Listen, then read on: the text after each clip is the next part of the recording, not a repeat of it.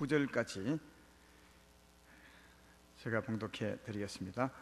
여호수아기 1장 1절부터 여호와의 종 모세가 죽은 후에 여호와께서 모세의 수종자 눈의 아들 여호수아에게 말씀하여 이르시되 내 종 모세가 죽었으니 이제 너는 이 모든 백성과 더불어 일어나 요단을 건너 내가 그들 곧 이스라엘 자손에게 주는 그 땅으로 가라. 내가 모세에게 말한 바와 같이 너희 발바닥으로 밟는 곳은 모두 내가 너희에게 주었노니 곧 광야와 이 레바논에서부터 큰 강 곧 유브라데 강까지 해 족속의 온 땅과 또 해 지는 쪽 대해까지 너희의 영토가 되리라.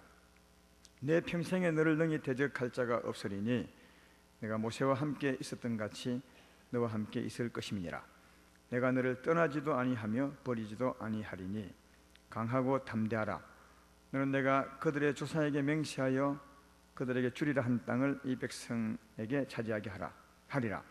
오직 강하고 극히 담대하여 나의 종 모세가 내게 명령한 그 율법을 다 지켜 행하고 우로나 좌로나 치우치지 말라. 그리하면 어디로 가든지 형통하리니 이 율법책을 내 입에서 떠나지 말게 하여 주야로 그것을 묵상하여 그 안에 기록된 대로 다 지켜 행하라. 그리하면 내 길이 평탄하게 될 것이며 내가 형통하리라. 내가 내게 명령한 것이 아니냐. 강하고 담대하라. 두려워하지 말며 놀라지 말라. 내가 어디로 가든지 내 하나님 여호와가 너와 함께 하느니라 하시니라. 아멘. 오늘 말씀은 너와 함께 하리니 너도 나와 함께. 하나님이 우리에게 하시는 말씀이죠. 내가 너와 함께 하리니 너도 나와 함께 하라. 이런 제목이 되겠습니다. 이 말씀 잘 듣고 늘 하나님과 함께 하면 좋겠습니다. 부모님들이 자녀들이 집을 떠날 때 출입할 때 주로 가장 많이 하는 말이 뭐죠?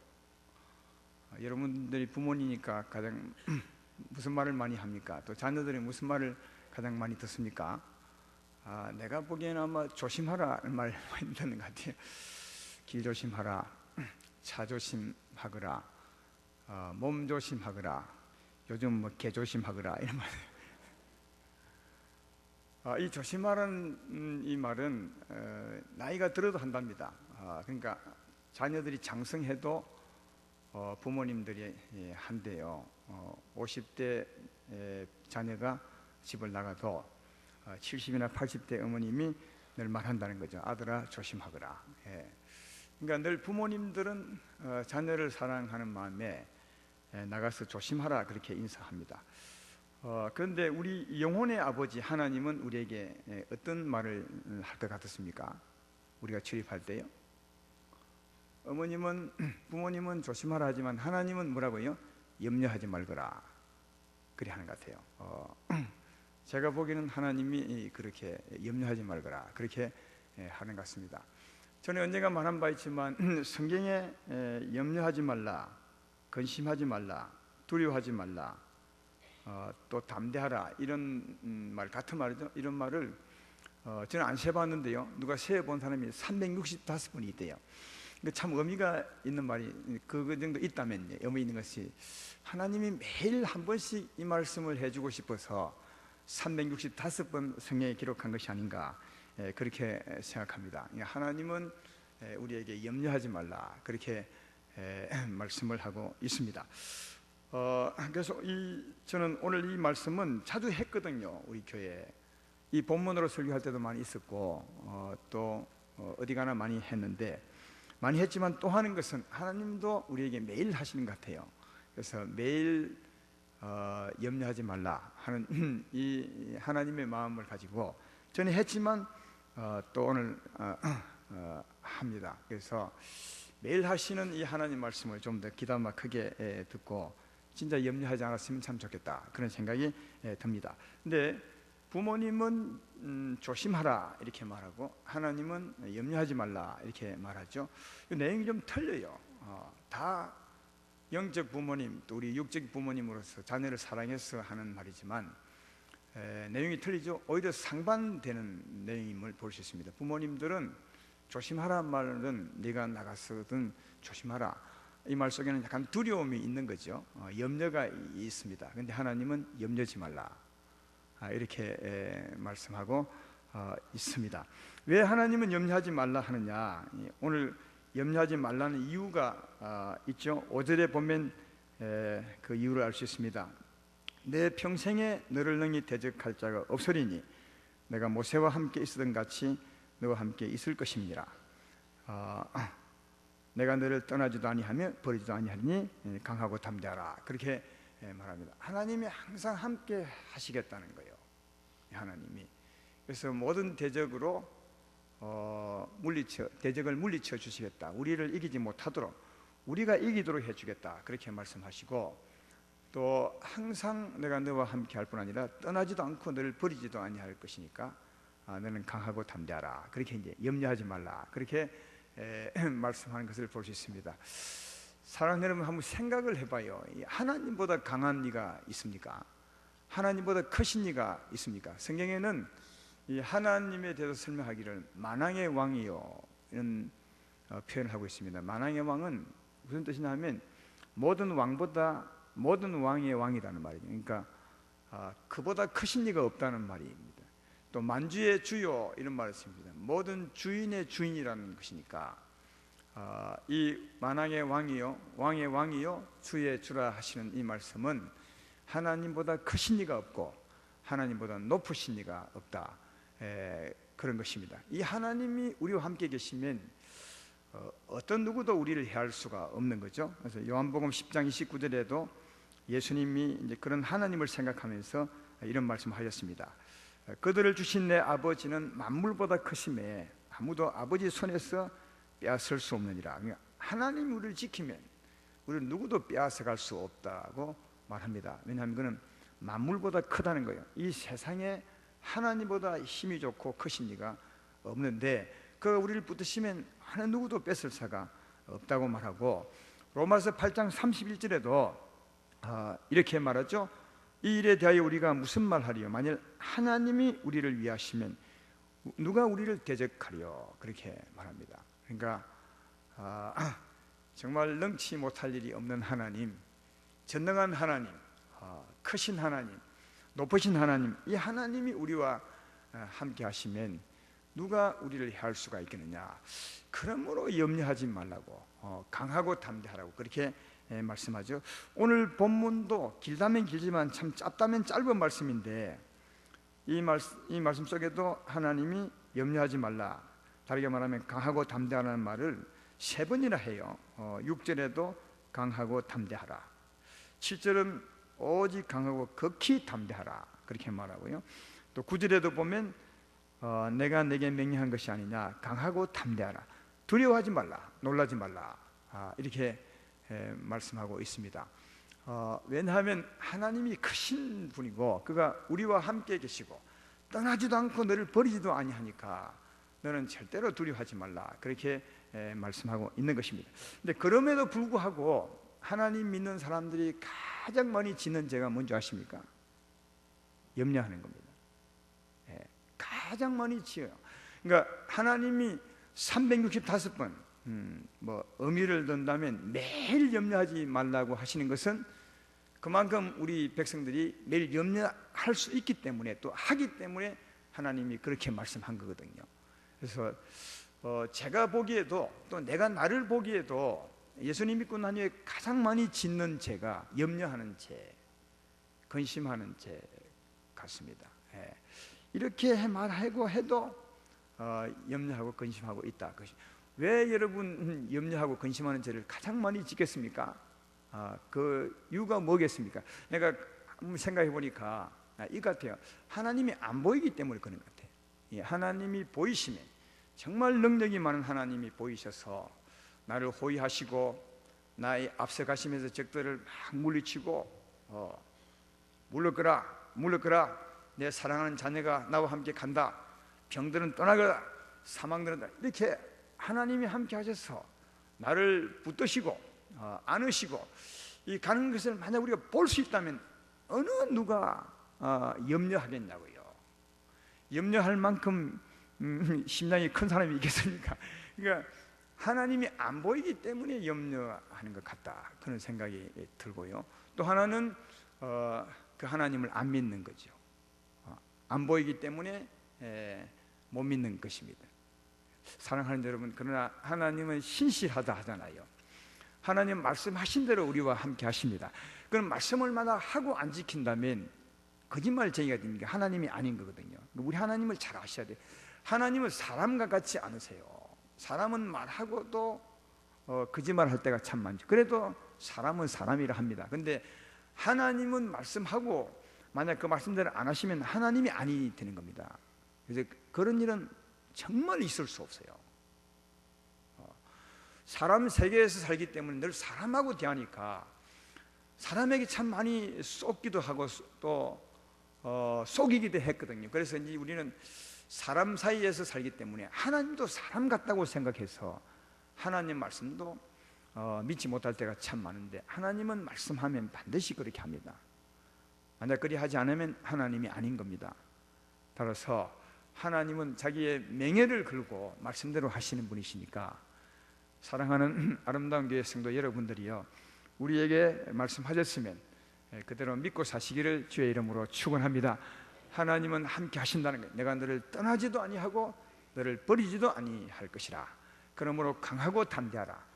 어떤 일을 만날지라도 두려워하지 말고 강하고 담대하라. 그렇게 말씀하시니 이 말씀을 믿음 삼아서 보이지 않지만 확실히 나와 함께 계신 것을 믿고 담대하게 살아가시는 여러분 되기를 주의 이름으로 축원합니다.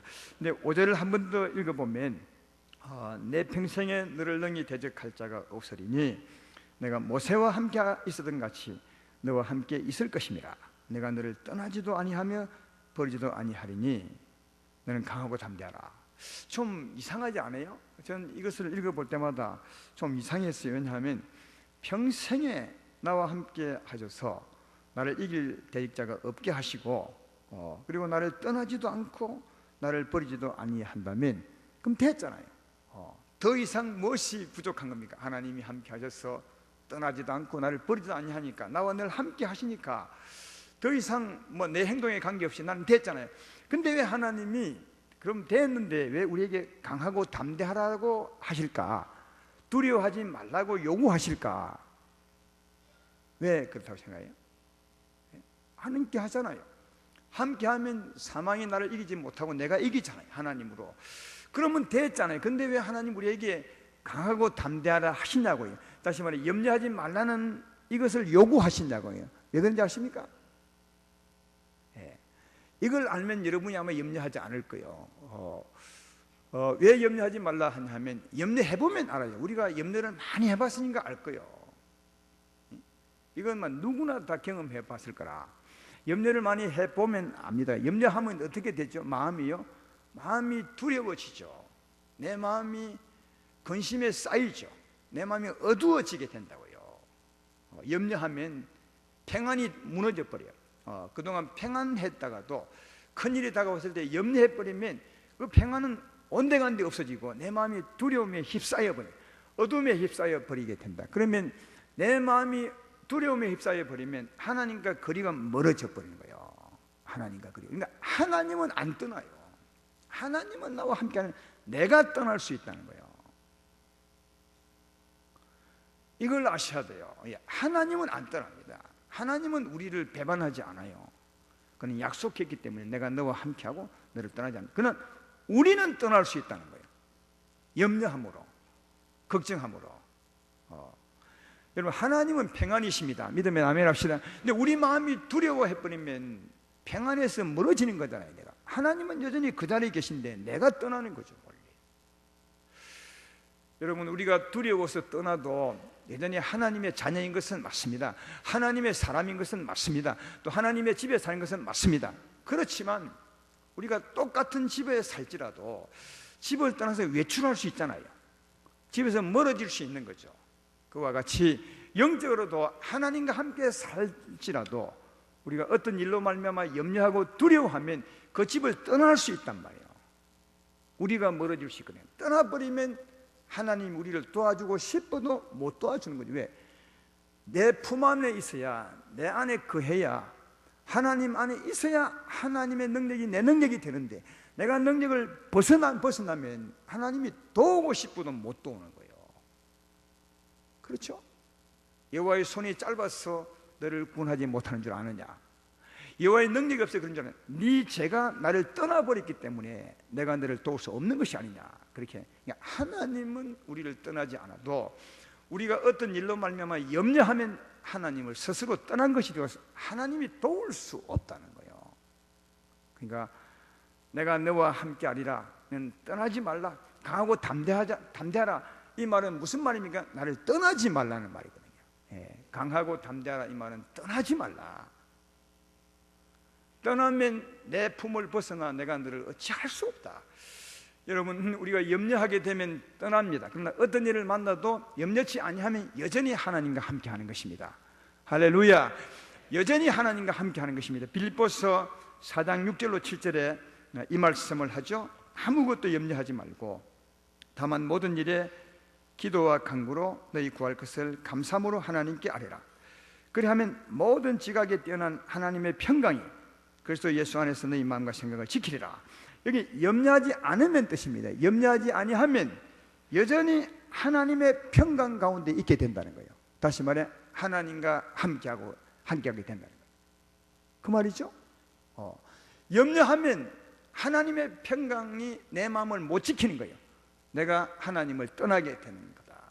염려하지 말라. 이 성경에 365번이나 염려하지 말라고 하는데, 염려하지 말라고 하는 가장 큰 이유는 나를 떠나지 말라는 거예요. 나를 떠나면 내 은혜를 떠나기 때문에 내 도움을 받지 못한다는 거예요.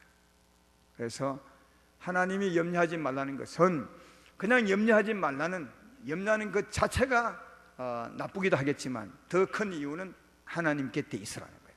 나를 떠나지 말라, 이렇게 말씀하고 있는 것입니다. 그러므로 염려함으로 스스로 떠나지 마시기를 주의 이름으로 축원합니다. 또 하나 하나님을 떠나는 게 있어요. 그것은 또 다른 죄를 짓는 겁니다. 염려도 일종의 죄입니다. 그래서 이 염려도 죄인데 가장 많이 짓고 떠나니까 하나님이 특별히 염려하지 말라는 것은 하나 죄로 떼어내서 오늘 하나님 말씀하는 것 같아요. 그 외의 죄도 수없이 많은 죄들도 하나님을 떠나는 겁니다. 여러분, 죄 지을 때 하나님이 말씀하죠. 뭐라 합니까? 너는 죄를 지음으로 자로나 우로나 지우치지 말라 하죠. 하나님은 바로 가는데 죄를 짓는 것은 자로 지우치거나 우로 지우치는 거라. 다시 말해 하나님을 떠나는 것이거든요. 그래서 죄를 짓지 말라고 하는 겁니다. 우리는 죄가 나쁜 것이기 때문에 짓지 말라고 하는 의식이 강해요. 물론 맞습니다. 죄가 나쁘기 때문에 짓지 말아야 되지만, 죄가 나쁘기 때문에 지으면 어찌 되냐면 하나님을 떠난다는 것입니다. 그래서 이 죄를 짓지 말라, 그렇게 말씀하는 겁니다. 오늘 본문에서도 그 두 가지를 말씀하고 있잖아요. 앞에는 두려워하지 말라는 말이고, 그 다음 7절에 보면 오직 강하고 극히 담대하여 나의 종 모세가 내게 명령한 그 율법을 다 지켜 행하고 우로나 좌우로나 지우치지 말라. 그리하면 어디로 가든지 형통하리니 이 율법책을 내 입에서 떠나지 말게 하여 주야로 그것을 묵상하여 그 안에 기록된 대로 다 지켜 행하라. 그리하면 내 길이 평탄하게 될 것이요 내가 형통하리라. 왜 여러분 하나님 말씀을 지키면 우리 길이 형통하겠습니까? 하나님이 지켜주니까. 그러면 어기면 왜 형통하지 못하는 것입니까? 떠나니까. 좌로나 우로나 멀리 떠나버리면 하나님이 우리의 삶을 어떻게 무슨 수로 형통하게 할 수 있습니까? 떠나지 말라. 나와 함께하라. 주의 말씀을 지켜라. 하나님의 은혜를 힘입고 능력을 힘입어 주의 말씀을 지켜라. 그래서 나와 함께하라. 그러면 나와 함께하면 네 삶을 형통케 하리라. 그렇게 말씀하고 있는 거죠. 오늘 여호수아 1장 1절부터 9절까지의 말씀의 핵심은 뭐냐면, 내가 너와 함께할 것이니까 너는 제발 나를 떠나지 말라. 다르게 말하면 내가 너와 함께하리니 너도 나와 함께하라. 그리하면 내가 너의 도움이 되는데, 내가 너를 도우는데 누가 너를 해할 자가 있겠으며 내 평생에 너를 대적할 자가 없을 것은 내가 너와 함께하기 때문에 그럴 것이다. 그리고 내 삶을 지키고 형통케 할 것이다. 그렇게 말씀합니다. 그래서 떠나지 말라 그렇게 말합니다. 사랑하는 여러분, 평생에 이 말씀 꼭 기억하고 염려함으로 두려움으로 떠나지 말고, 또 말씀을 어겨서 자로나 우로나 지우쳐 떠나지 마시고 늘 하나님과 함께 하시기를 주의 이름으로 축원합니다. 근데 우리는 연약하고 약해서 혹시 떠날 수 있습니다. 자로나 우로나 지우칠 수 있습니다. 많습니다. 그럴 때도 정말 큰 은혜의 길은 뭐냐 하면 또 돌아오시는 길이 있는 겁니다. 회개의 길이 있는 거죠. 그때마다 늘 회개하고 꼭 돌아오셔서 하나님과 동행하신 여러분 되기를 주의 이름으로 축원합니다. 하루에 70번에 7번을 떠날지라도 또 돌아오는 거예요. 오뚜기처럼 갔다가 또 돌아오고 갔다가 또 돌아오고 끊임없이 돌아온다면 하나님 우리를 용서하시고 늘 함께 하시는 그 은혜를 우리에게 베풀어 줄 줄로 믿습니다. 저는 해군에 있어서 잘 아는데 배를 타보면 알 거예요. 배가 그냥 가는 게 아니에요. 비행기도 길이 있고 배도 길이 있습니다. 자동차도 길이 있는 것처럼요. 그냥 아무 데나 가는 것이 아닙니다. 아무 데나 간다면 바다 밑에 그 수심이 얕아서 암초가 있으면 어떻게 되겠어요? 배가 파손되겠죠. 그러니까 배 가는 길이 다 있는 겁니다. 근데 그 가는 길을 간다 해도 바람이라든지 또 파도나 이런 것 때문에 배가 자꾸 옆으로 이렇게 갈 때가 많아요. 자로나 우로나 지우칠 때가 많아요. 그러면 그 배를 모는 사람은 끊임없이 위치를 내서 그 길을 되돌립니다. 왼편으로 가면 오른편으로 3분마다 냅니다. 3분마다. 연안으로 항해할 때는 육지 가까이 할 때는 그 밑에 무엇이 있는지 모르기 때문에 그 길을 벗어나지 않으려고 3분마다 이 위치를 냅니다. 위치 내가지고 조금만 벗어나도 돌이켜 올라옵니다. 자로나 우로나 지면 빨리 돌아옵니다. 그래서 배를 타보면 우리 인생이 어떻게 살아야 되는 게 복이 있는지를 알 수 있습니다. 우리도 약하고 연약해서 하루를 살지라도 끊임없이 아니 수없이 자로 지우칠 때 많고 우로 지우칠 때가 많습니다. 그때마다 회개하고 돌아오시기를 주의 이름으로 축원합니다. 돌아와야 하나님의 은혜를 받을 수 있는 겁니다. 하나님의 은혜의 그날날에 살아갈 수 있습니다. 돌아오셔서 사시는 여러분 되기를 주의 이름으로 축원합니다. 오늘 이 본문의 말씀은 하나님이 여호수아에게 한 것인데 여호수아 통해서 우리에게도 한 말씀이죠. 이 말씀의 배경을 좀 살펴보면 우리에게 하는 하나님 말씀을 더 분명히 세세하게 알 수가 있습니다. 하나님이 애굽 땅에 살았던 이스라엘 백성을 이끄셔서 그들을 인도하고자 했던 땅은 가나안 땅이었습니다. 그들에게 주고자 한 땅은 가나안 땅, 아름답고 넓고 젖가꿀이 흐르는 그 땅이었습니다. 그런데 그 땅을 바로 앞에 두고 모세가 죽어버렸습니다. 강을 건너면 요단을 건너면 그 땅인데 강 건너편에서 모세가 죽게 되었습니다. 그때 하나님이 모세 대신 여호수아를 세우셔서 말씀한 겁니다. 모세가 죽었으니 이제는 네가 백성을 데리고 내가 줄 땅으로 가라. 그리고 그 땅을 차지하라. 가나안 땅을 차지하라. 그렇게 말씀했습니다. 그러나 그 땅을 차지할 때 적들도 많다는 거예요. 그 땅을 차지하지 못하도록 하는 적이 많을 것이다. 그러나 네가 나와 함께 한다면 어떤 적도 전부 물리치고 그 땅을 내가 네게 줄 것이라. 그 땅을 네가 줄 것이라. 네가 밟는 땅을 전부 네게 줄 것이라. 그렇게 오늘 본문에 말씀했죠. 그리고 네 가는 길을 형통하게 할 것이다. 그렇게 말씀했던 것을 볼 수가 있습니다. 하나님이 구원받은 백성에게 주고자 했던 땅은 가나안 땅이었다는 거예요. 광야가 아니라. 그러면 오늘날 우리도 세상에 있는 우리들을 구원해 내시는데 우리에게 주고자 하는 땅도 가나안 땅입니다. 그러나 영적인 가나안 땅이죠. 사랑하는 여러분, 이스라엘 백성이 얻을 땅은 가나안 땅이었지만 오늘날 우리들이 얻을 것은, 하나님께 얻을 것은 영적인 가나안 땅이란 말이에요. 그럼 영적인 가나안 땅이 뭡니까? 이스라엘 백성들이 애굽에서 출발해서 광야를 지나 그 땅을 치고 들어가 차지했지만 오늘날 우리들은 그리 안 하잖아요. 그러면 그 가나안 땅에 의미하는 진짜 영적인 땅은 어디냐고, 뭐냐고요? 이것은 하나님이 오셔서, 성령이 오셔서 우리에게 풍성한 은혜의 삶을 살게 하는 겁니다. 이거 다 설명할 수는 없지만 제가 깨달은 바는 그렇습니다. 하나님이 성령이 오셔서 우리에게 풍성한 은혜의 삶을 살게 하는 것, 이게 영적인 가나안 땅입니다. 신명기 8장 7절로 10절에 보면 그 가나안 땅에 대한 설명이 잘 나와 있습니다. 한번 읽어볼 테니까 그 땅을 한번 상상해 보시기를 바라요.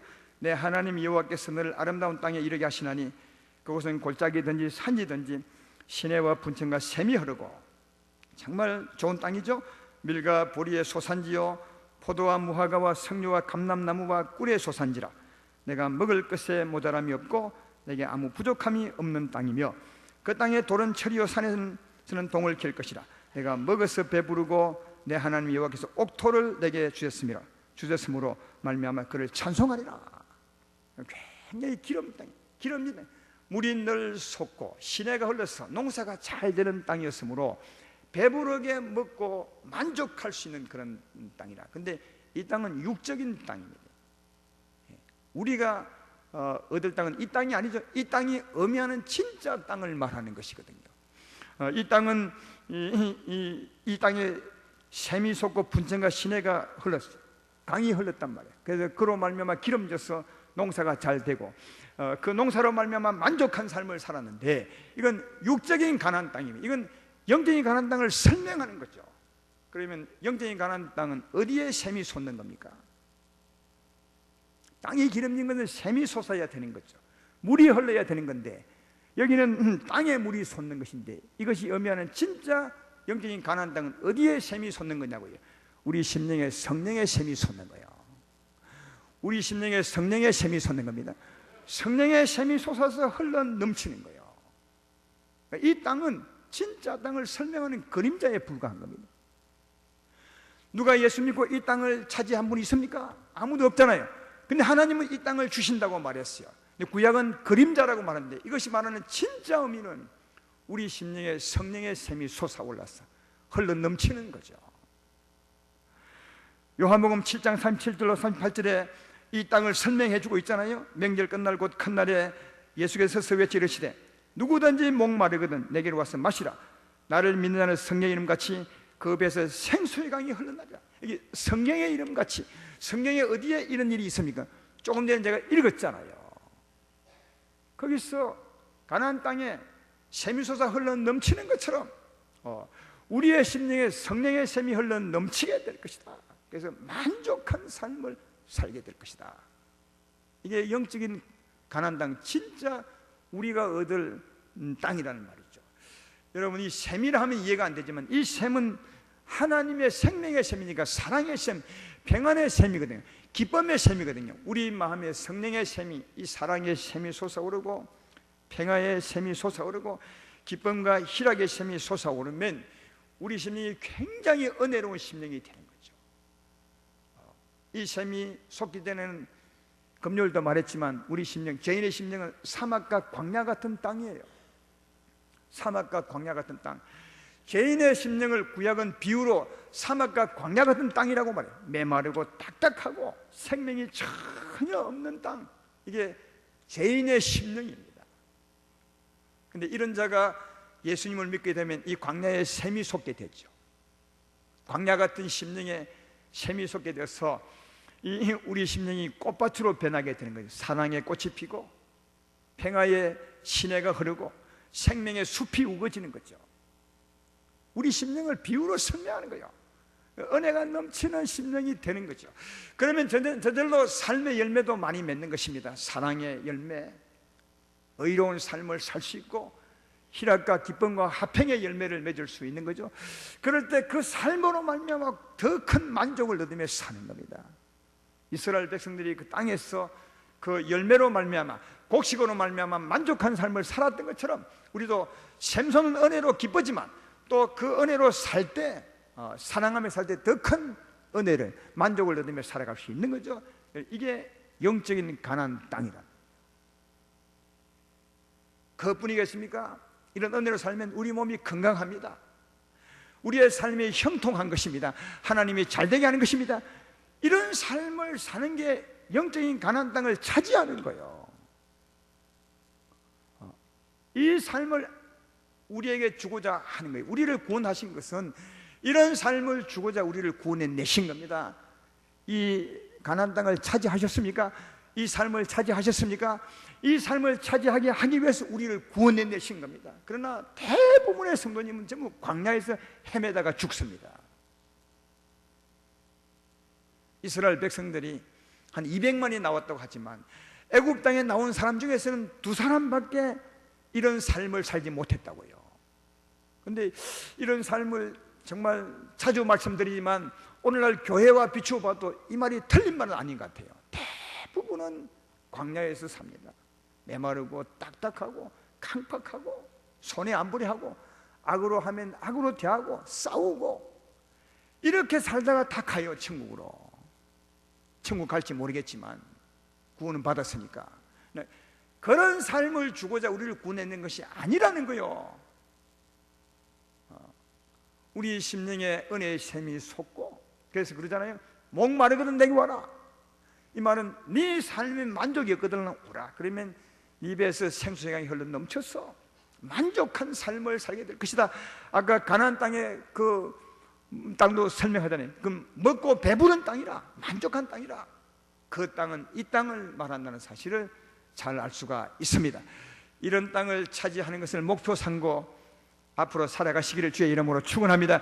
근데 그런 땅임을 더 알 수 있는 것은 오늘 본문에 한번 보십시오. 2절에 보면 이런 말씀이 있죠. 내 종 모세가 죽었으니 이제 너는 이 모든 백성과 더불어 일어나 요단을 건너 내가 그를 이스라엘 자손에게 주는 그 땅으로 내려가라.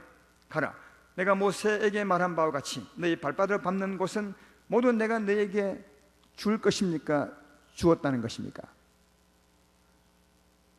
앞으로 줄 것입니까? 이미 주었다는 겁니까? 여러분, 성경은 실수가 없어요. 이 말, 이게 어법상으로는 틀린 말이에요. 왜냐하면 앞으로 얻을 것이니까 내가 줄 것이라 해야 맞습니다. 근데 하나님은 이미 주었다는 거예요. 근데 이게 국문법상으로는 틀린 말이지만, 어법상으로 틀린 거지만 하나님 말씀 펴면 맞는 겁니다. 왜냐하면 사랑하는 여러분, 우리가 받는 은혜는 이미 우리가 은혜 받기 전에 이미 먼저 예비된 겁니다. 언제 예비됐습니까? 하나님은 예수로 말미암아 이미 줄 것을 다 예비해 놓았습니다. 미리요. 그래서 하나님은 이미 주었다는 거예요. 내 아들 예수로 말미암아 이미 다 예비해 놓았다는, 내 것을 이미 주었다는 거예요. 우리가 아직 얻지도 않았는데 하나님은 주었다고 말한다.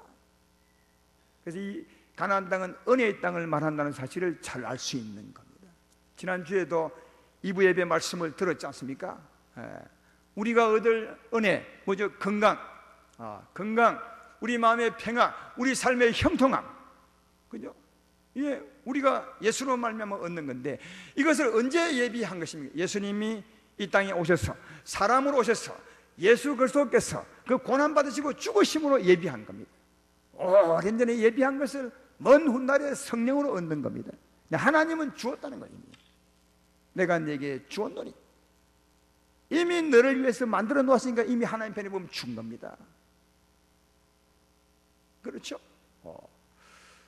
예수로 말미암아 예비한 우리가 얻는 그 건강과 우리 삶의 형통감과 우리 마음의 평안함, 여러분 그것만 예비해 주신 것입니까? 더 크고 귀한 것을 예비해 주었는데 그게 뭐냐면 영혼을 위한 모든 것입니다. 하늘에 신령한 거죠. 우리 몸이 건강한 것이나 우리 마음의 평안과 우리 삶의 형통함은 이 땅에 있는 겁니다. 땅의 선물이죠. 하나님이 저주를, 예수님이 저주를 다 담당하고 우리의 축복 준 것, 이 건강과 우리 삶의 형통과 우리 마음의 평안이죠.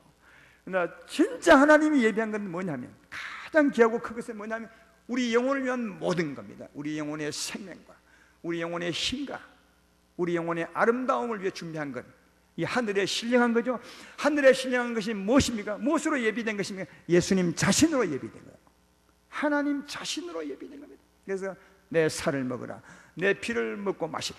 내 살을 먹지 아니하면 영생이 없을 것이며 내 피를 마시지 아니하면 영생을 얻지 못하리라. 우리 영혼을 위한 것은 가장 좋은 것, 하나님 자신으로 예비한 거예요. 나를 먹으라. 성령이죠. 하나님 말씀이죠. 우리 영혼의 모든 것입니다. 그래서 이 하나님이 이미 예비한 것을 우리가 지금 받아서 누리는 것, 다시 말해 하나님이 축복으로 준 것을 우리가 받아서 사는 게 영적인 가나안 땅의 삶이라고요. 하나님의 성령의 은혜, 샘솟는 은혜, 그 거룩한 능력과 마음의 평화와 우리 몸의 건강과 삶의 형통함, 이런 하나님 준 축복으로 사는 삶이 가나안 땅의 삶, 영적인 가나안 땅의 축복의 삶이다. 이런 삶을 지금은 못 산데도 꼭 목표로 삼고 사시기를 주의 이름으로 축원합니다.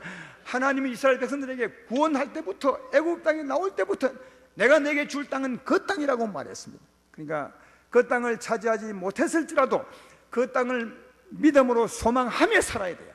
그 땅을 내가 반드시 그 땅에 이르리라, 그런 삶을 살리라. 광야에서 헤매는 것으로 여러분의 삶의 만족으로 삼지 마시고 그 은혜의 삶을 소망하며 사시기를 주의 이름으로 축원합니다. 그러면 믿음으로 산 여러분에게 꼭 그 땅이, 그 은혜로운 삶이 주어지리라 믿는 것입니다. 근데 이런 땅을 하나님은 주고 우리는 차지하려 하는데 반드시 적들이 있다는 거예요. 방해하는 적들이 있다는 겁니다. 적이 없으면 쉽죠. 그냥 차지하면 되겠지만 걸어 들어가면 되기 때문에 적이 막는 겁니다. 이 땅을 안 주려고. 이 적이 무엇이겠습니까? 하나님의 원수, 사망의 세력을 잡은 데 마귀와 그 군사들이라고요. 사람이 아닙니다. 어려운 일이 아니라 악한 영들이죠. 사망의 세력을 잡은 데 악한 영들. 그럼 이들이 하는 일이 뭔지 아십니까? 이들이 하는 일이 뭡니까? 이 은혜의 땅을 차지하지 못하도록, 은혜의 삶을 살지 못하도록 하는 게 뭡니까? 우리에게 염려하는 것, 염려토록 하는 거랍니까? 근심하도록 하는 것입니다. 두려워 떨도록 하는 것입니다. 무슨 일이에요? 꼭 어려운 일을 가지고. 이건 사람이 그냥 염려하지 않습니다. 그냥 아무 일 없이 두려워하지 않습니다. 그런 일도 물론 있을 수 있어요. 가끔씩 영적의 어둠에 사로잡힌 사람들만 있는데, 보통은 어떤 일로 말미암아 두려워하죠. 문제의 바람이 막 불어올 때 염려가 되는 것이고 걱정이 되고 두려워 떨게 되지 않습니까? 마찬가지로 악한 영들이 꼭 어려운 일이 다가오게 만드는 겁니다. 문제가 다가오게 만드는 거죠. 우리 일이 꼬이게 만드는 겁니다. 그래서 염려하게 만드는 겁니다. 근심하게 만드는, 두려워 떨게 만드는 것입니다. 제 말 믿으면 아멘 합시다. 이때를 말하는 거예요. 이때 염려하지 말라는 거예요. 이때 내가 너와 함께하고 문제를 일으킨 악한 영들은 내가 마음대로 물 수 있다. 그 적이 너를 이기지 못한다. 그러니까 이때 염려치 말라는 거예요. 오늘 말씀하는 게 그 말이에요. 사랑하는 여러분, 우리가 예수 믿고 살아가는 동안 문제가 많이 다가올 수 있잖아요. 어느 날 예수님이 배를 타고 제자들과 함께 저 건너편으로 건너가자, 그렇게 말씀을 하였습니다. 예수님이 제자들과 함께 배 타고 간 것입니다. 그런데 예수님은 그 배 타고 고물에 주무셨죠. 그런데 바람이 불고 풍랑이 일어나기 시작했습니다. 제자들이 두려워 떨었죠. 염려와 근심에 쌓여버렸습니다. 거기 보십시오. 예수님이 함께 배 타고 가지만 바람이 불고 풍랑이 일어날 수 있습니다. 우리의 삶을 지금 설명해 주는 거예요. 우리도 예수님을 모시고 있잖아요. 예수님을 모시고 있으면 아멘 합시다. 예수님을 모시고 살아가지만 바람이 불 수 있다는 거예요. 풍랑이 일 수 있다는 거예요. 그런데 제자들은 염려했어요. 그런데 주님이 일어나셔서 하시는 말씀, 왜 염려하느냐? 믿음이 적은 자들아, 내가 있는데 왜 염려하느냐? 사람들은 보통 염려합니다. 이쯤 되면. 그런데 어떻게 염려하지 않을 수 있겠습니까? 이렇게 말할 수도 있습니다. 그러나 주님이 하시는 말씀이 뭐죠? 왜 염려하느냐? 믿음이 없는 자들아, 내가 있다면 나를 믿음으로 염려치 않아야 되지 않느냐? 내가 문제를 일으킨 저 마귀보다 훨씬 큰데, 문제보다 큰데, 문제를 능히 잠재울 수 있는데 왜 나를 모시고 살면서 염려하느냐? 그 말 아닙니까? 우리가 살아갈 동안 이런저런 문제가 많이 다가올 수 있습니다. 그때도 여러분, 하나님이 나와 함께 계심을 믿음으로 염려하지 마시기를 주의 이름으로 축원합니다. 다르게 말하면 떠나지 마시기를, 떠나지 않으셔야 돼요. 그리고 명령하는 거죠. 예수님처럼. 예수님이 풍랑이는 그 바다 건너가면서 일어나셔서 하신 일이 뭡니까? 바람아 잔잔하라. 그랬더니 바람이 잔잔해졌어요. 파도에 거쳐라. 그랬더니 거쳤어요. 우리도 마찬가지로 염려하지 않고 담대한 가운데, 평안한 가운데, 하나님과 함께한 가운데 예수 이름 권세로 명하노니 문제의 바람은 거칠 자다. 문제를 일으킨 악한 영들은 떠나갈 자. 이때 꼭 조심해야 될 것이 하나 있는데, 문제를 떠나가게 하는 것이 아니라 문제를 일으킨 바람을 물리치는 거예요. 악한 영들을 물리치는 거예요. 내 말 이해되십니까? 적들을 물리치는 겁니다. 문제는 적이 일으킨 겁니다. 우리를 두려워 떨게 하사 하나님을 떠나게 하려고. 여러분, 사망의 세력의 관심은 다른 데 있지 않습니다. 우리를 하여금 하나님을 떠나게 하는 데 있습니다. 왜? 떠나면 하나님의 도움을 못 받으니까. 하나님의 관심도 다른 데 있지 않습니다. 나를 떠나지 못하게 하는 겁니다. 그래서 악한 영들은 끊임없이 염려하게 해서 떠나게 만들고, 하나님은 염려치 말고 떠나지 말라 하는 것이고, 이 싸움입니다. 그러므로 이 싸움을 바르게 하셔서 문제를 보고 겁내지 마시고 담대하시기를 바랍니다. 두려워하지 마시기를 바랍니다. 그리고 예수 이름으로 대적하십시오.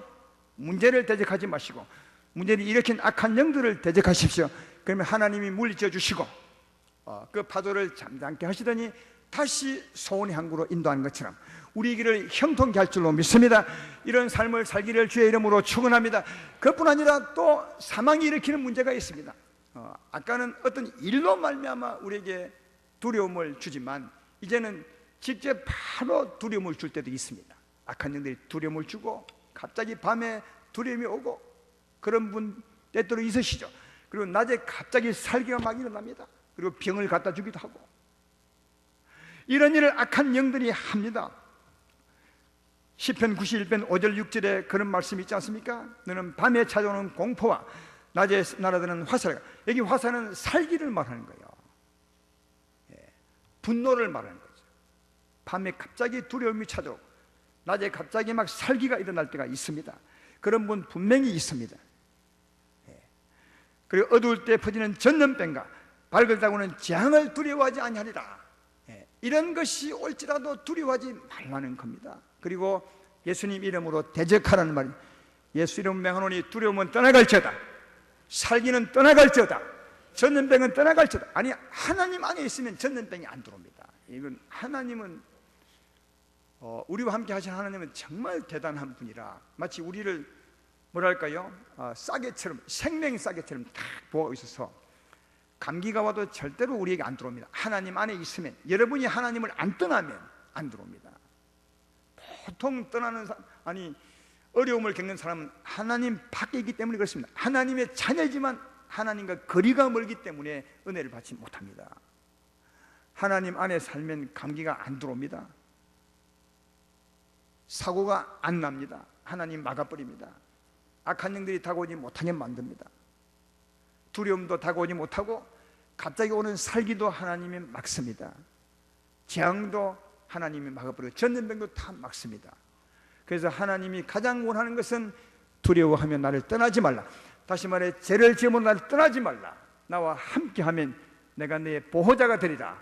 이렇게 말씀하고 있습니다. 그러므로 두려워하지 마시고 이기시고 함께하신 하나님으로 말미암아 그 이름으로 대적하셔서 승리하시는 여러분 되기를 주의 이름으로 축원합니다. 혹시 우리가 약해서 병에 노출될 때도 있고 또 사망과 두려움과 살기에 노출될 때도 있지만 그때는 또 회개하고 돌아오면 됩니다.